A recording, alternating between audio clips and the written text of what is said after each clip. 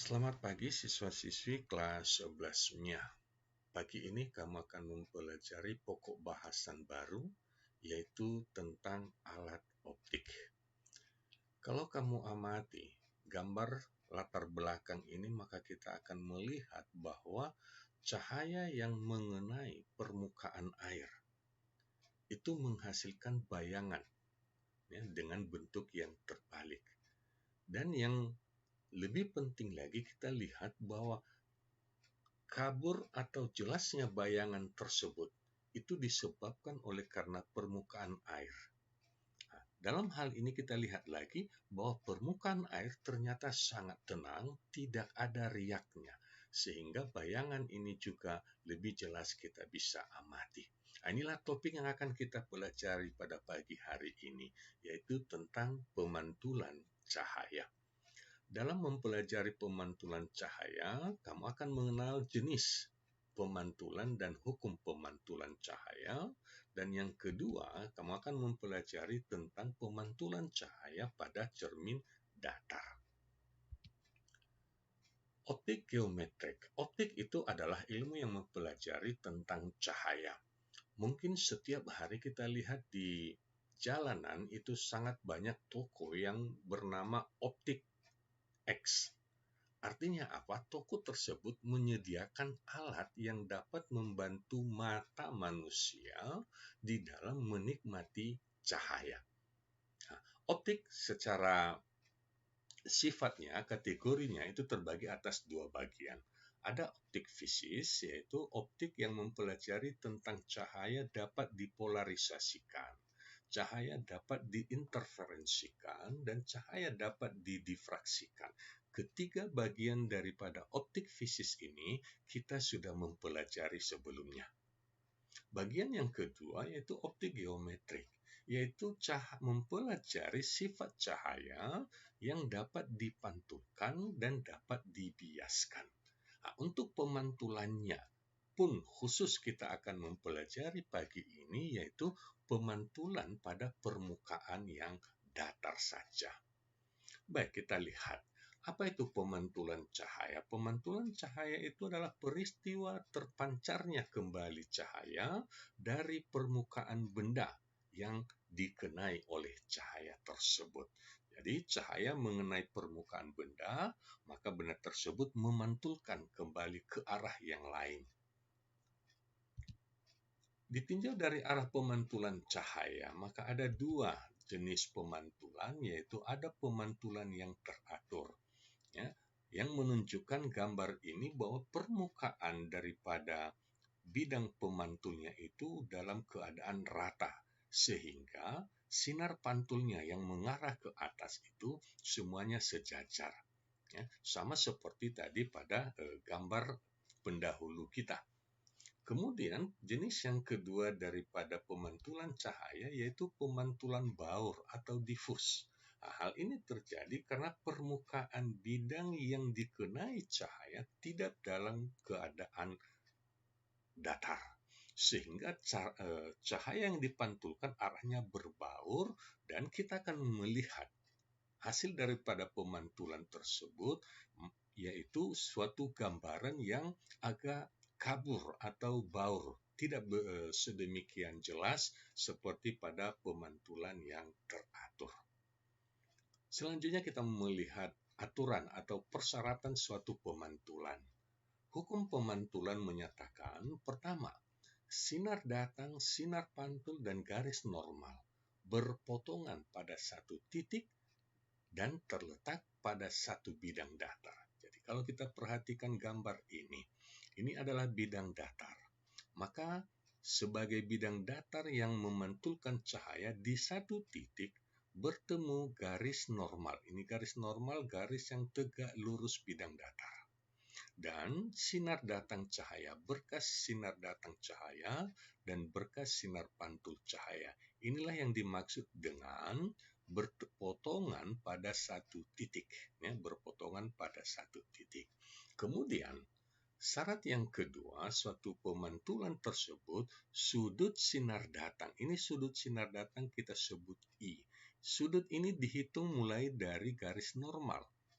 Nah, dari garis normal ke arah cahaya datang itu kita sebut sudut datang, sedangkan sinar pantul yang kita sebut sudut pantulnya adalah R, yaitu dihitung dari garis normal terhadap arah sinar pantulnya. Jadi, besar sudut sinar datang sama dengan besar sudut sinar pantulnya. Itulah syarat daripada pemantulan cahaya. Baik, kita perhatikan percobaan berikut.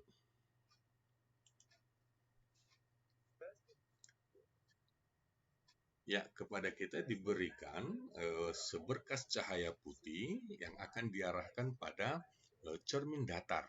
Nah, ini dibatasi dengan garis, jadi inilah cermin datar ya, yang akan disinari dan akan menghasilkan sinar pantul. Ya, ini berkas sinar datang. Ya, ditandai ya. Kemudian inilah berkas sinar pantulnya. Maka kita mau mempelajari, melihat apakah benar memenuhi hukum pemantulan. Nah, dengan melukis kedua titik tadi, menghubungkannya, maka kita bisa melihat dengan mempergunakan busur derajat, berapa besar daripada sudut sinar datang dan sudut sinar pantul. Ya, ternyata sinar pantulnya 35 derajat, dan sinar datangnya, di mana tadi cahayanya datang 35 derajat. Ya, secara grafik ini ditampilkan. Ya, sudut sinar datangnya itu dinyatakan dengan dihitung dari garis normal, yaitu 10, 20, 30, dan 35 derajat. Sudut sinar pantul juga dihitung dari garis normalnya. Nah, inilah garis normalnya dihitung, dilukis garis normal, maka diperolehlah sudut sinar datang sama dengan sudut sinar pantul.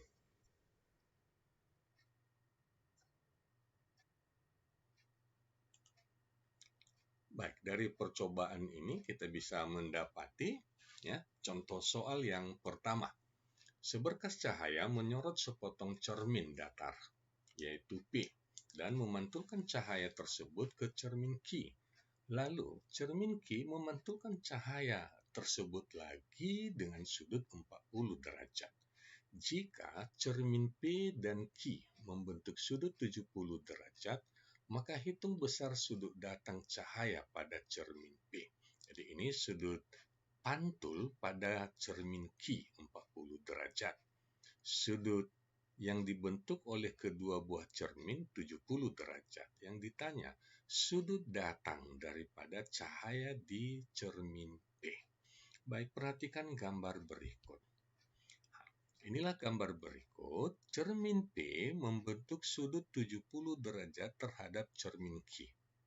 Kemudian pada cermin P ini ada cahaya berkas cahaya datang, kemudian dipantulkan ke cermin Q. Cermin Q memantulkannya lagi dengan sudut pantul 40 derajat. Yang ditanya, berapa sudut datang daripada cahaya di cermin P?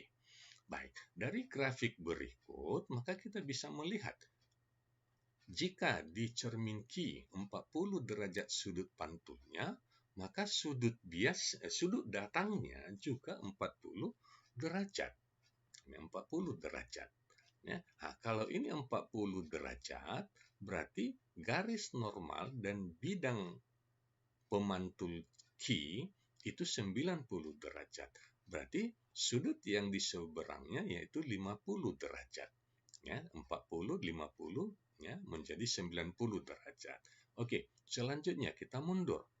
Ini adalah sudutnya segitiga yang membentuk sudut 70 derajat, 50 derajat, berarti 120 derajat, maka sisanya adalah 60 derajat. Ya, jadi jumlah sudut segitiga 180 derajat. Maka di sini 60 derajat. Nah, ketika ini 60 derajat di cermin P, maka kita bisa melihat berapa besar sudut pantulnya. Berarti terjadi kekosongan di sini, nilainya 30 derajat. Nah, ini 30 derajat. Nah, kalau sudut pantul di cermin P 30 derajat, maka sudut datangnya juga pasti 30 30 derajat. Jadi dari gambar diperoleh sudut datang sama dengan sudut pantul 30 derajat. Berarti sudut datang di cermin P yaitu 30 derajat. Ya, jadi demikian cara menghitung nilai daripada sinar datang atau sinar pantul. Sekarang kita perhatikan cermin datar. Ya. Sifat bayangan pada cermin datar itu pertama, jarak bayangan ke cermin sama dengan jarak benda ke cermin. Jadi bayangan itu disimbolkan S akson dan bendanya kita sebut S. Terus bayangan bersifat maya artinya tidak dapat diproyeksikan pada layar. Kemudian bayangan tegak menghadap terbalik terhadap bendanya. Ya, kalau kita bercermin pagi hari misalnya sebelum ke sekolah kita pasti akan bercermin dan kita bisa melihat bayangan kita. Tinggi bayangan sama dengan tinggi bedah, yaitu H akson sama dengan H. Artinya perbesaran bayangannya sama dengan 1. Baik, bagaimana melukis bayangan pada cermin datar? Perhatikan jika ini adalah cermin datar yang warna biru dan sebuah benda berada pada jarak tertentu, maka jika kita sorot secara tegak lurus, maka akan dihasilkan satu bayangan, ya, satu bayangan pada jarak yang sama, dengan jarak yang sama. Nah, bagaimana jika kita sorot dengan sudut yang berbeda? Ya, nah, jika kita perhatikan dengan sudut yang berbeda, maka kita mau melihat jika kita misalnya ambilkan dua berkas cahaya dengan sudut pertama alfa dan sudut kedua beta, maka cahaya ini yang pertama alfa akan dipantulkan juga dengan sudut alfa. Yang beta juga akan dipantulkan dengan sudut beta, ya, sesuai dengan hukum pemantulan. Nah, bagaimana pengaruh daripada pemantulan daripada cahaya ini? Kita melihat hasilnya. Iya. Yang pertama dan yang kedua. Nah, selanjutnya kita mau lihat perpanjangan. Apa yang membentuk bayangan sebuah benda tersebut? Ini adalah perpotongan daripada perpanjangan. Ya, ini perpanjangan daripada bayangan yang membentuk sudut alfa.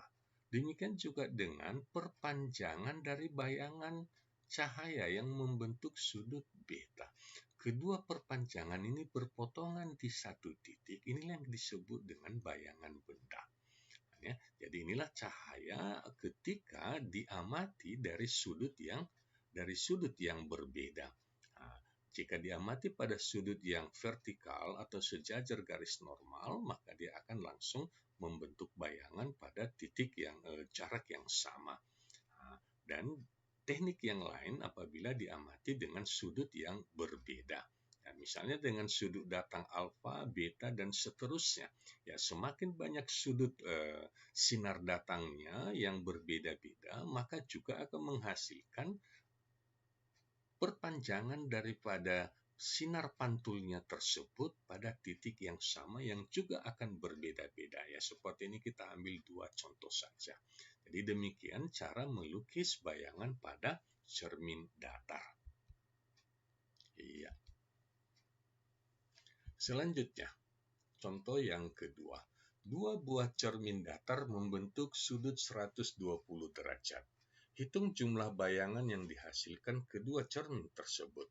Ya, dua buah cermin membentuk sudut 120 derajat dan ditanyakan adalah jumlah bayangannya. Nah, untuk menentukan bayangan pada sebuah cermin, diberlakukan persamaan N adalah jumlah bayangan, ya, 360 derajat dibagi sudut apit kedua cermin tetanya dan dikurang 1. Jika misalnya 120 derajat sudut antara kedua cermin, maka bayangannya adalah 3 dikurang 1, ada 2 bayangan yang dihasilkan. Ya, kita amati percobaan daripada cermin datar dan ini akan menjadi tugas untuk pertemuan kita ini, dan itu kamu berikan dalam bentuk video. Ya, perhatikan baik-baik.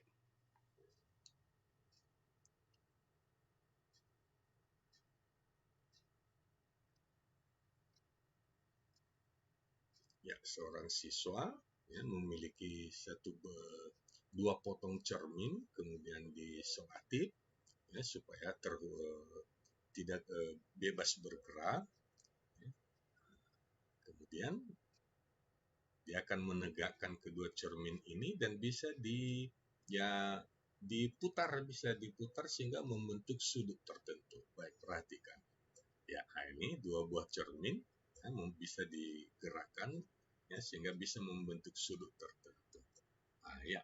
Nah, ketika diletakkan sebuah bendanya, bola di depannya, maka jika terjadi perubahan sudut cermin, jumlah bayangan yang dihasilkan juga akan berubah. Bayangannya 2, bayangannya menjadi 3, menjadi 4, berarti sudutnya sudah berubah. Ketika menjadi 4, 5, berapa sudut daripada kedua cermin tersebut? Nah, ini coba kamu buat sebagai tugas dan serahkan untuk dinilai. Baik, selanjutnya kita mau melihat contoh berikutnya. Perhatikan gambar. Seseorang berdiri di depan cermin datar sejauh X meter.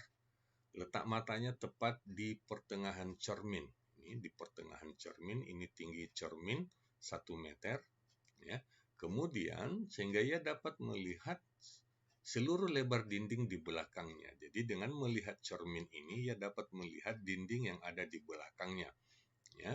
Nah, yang ditanyakan supaya dia bisa melihat dinding yang di belakangnya ini, ya, berapa jarak daripada orang tersebut ke cermin. Nah, ini satu soal yang variatif. Ya. Perhatikan. Yang pertama yaitu gambar ya seorang yang melihat ke cermin, ya, lebar daripada dinding belakang ini 15 meter, sedangkan jarak cermin ke dinding itu 21 meter. Nah, maka apabila dia ingin melihat sudut paling jauh daripada dinding ini, ya, maka dia akan membentuk cahaya seperti ini. Ya. Nah, jadi akan sampai ke matanya bentuk bayangan daripada dinding yang ada di belakangnya akan bentuk di sini. Nah, seperti inilah sinar datang ya, dan ini sinar pantulnya. Tentu sudutnya ini sama. Kedua juga akan terjadi jika pada ujung terjauh daripada cermin ya, akan dibentuk juga bayangan yang sama. Akan dibentuk bayangan yang sama sehingga dengan pembentukan cahaya ini dia dapat melihat keseluruhan lebar daripada dinding yang ada di belakangnya. Oke, jika demikian cara melukisnya, bagaimana menghitungnya? Jadi apa yang kita lihat yang pertama? Yang kita lihat yang pertama adalah bahwa ada dua ruang, ya, segitiga siku-siku, yaitu dengan titik pusat pada matanya. Ya, pada mata orang ini sampai ke cermin, ya, maka ada satu segitiga siku-siku dengan jaraknya X dan tingginya setengah dari 1 meter, berarti 0,5 meter. Yang kedua, ada bayangan yang ada di belakangnya bisa nampak, maka tingginya ini adalah setengah daripada keseluruhannya, 15 meter, berarti ini 7,5 meter. Dan jarak ini adalah, jika tadi jarak daripada cermin ke dinding belakang 21 meter, berarti jarak ke depannya ini juga 21 meter ditambah. Ini jarak cermin ke mata orang yaitu X. Nah, jadi dengan melakukan perbandingan ini, kita dapat menghitung berapa jarak X, berapa jarak mata orang tersebut. Baik, kita pisahkan gambarnya. Ya, kita lihat sekarang. Ini adalah X dan setengah lebar cermin atau tinggi cermin itu adalah 0,5 meter. Ya. Nah, dengan sudut yang sama, untuk pembentukan bayangan di belakang cermin, maka kita dapati ya, jaraknya yaitu 21 meter ditambah X, ya, 21 ini kemari tambah X, dan tingginya yaitu 15 setengah daripada 15 meter, 7,5 meter, dengan sudut yang sama. Nah, dengan sudut yang sama. Jadi kita buat perbandingannya. Berarti ya, Dari perbandingan ini 0,5 per X sama dengan 7,5 per 21 tambah X. Ya, dengan perbandingan itu kita peroleh matematikanya 0,5 per X sama dengan 7,5 per 21 tambah X. Jadi yang depan per samping sama dengan depan per samping pada sudut yang sama, Sehingga kita peroleh X-nya yaitu perkalian silang 7,5 X sama dengan setengah kali 21, 10,5, setengah kali X, 0,5 X. Ya, kita samakan X-nya menjadi 7,5 X dikurang. Ya, kita pindahkan 0,5 X ini menjadi negatif, maka menjadi 7X. Maka 10,5 sama dengan 7X, X-nya sama dengan 1,5 meter. Jadi supaya mata dapat melihat bayangan di belakang, yaitu dinding di belakang itu, maka jarak X-nya adalah 1,5 meter. Jadi inilah cara menghitung atau mengukur suatu ruangan dan dengan mempergunakan sebuah cermin. Demikian pembelajaran kita pada pagi hari ini tentang pemantulan pada cermin datar. Terima kasih atas perhatian kamu. Sampai jumpa pada topik selanjutnya.